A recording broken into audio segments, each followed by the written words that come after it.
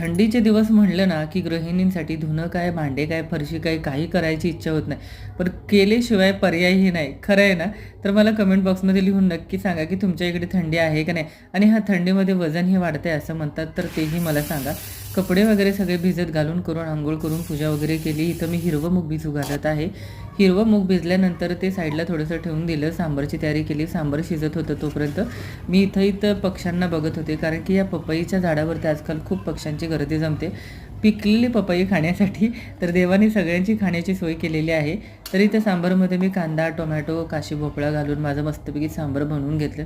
स्वराला चटणी आवडते तर ती चटणीही बनवली. तिने इडली सांबारवर काय ताव मारला नाही, पण चटणी आणि इडली नक्की खाल्ली. तर असा होता आजचा आमचा दिवस. तिला संध्याकाळी एवढं सगळं करूनसुद्धा पनीर पराठा पाहिजे होता, तर तोसुद्धा तिला करून दिला. म्हणली, "सकाळी इडली सांबार खाल्लं म्हणून काय झालं? मला आता पनीर पराठा पाहिजे." मग तोही तिला करून दिला.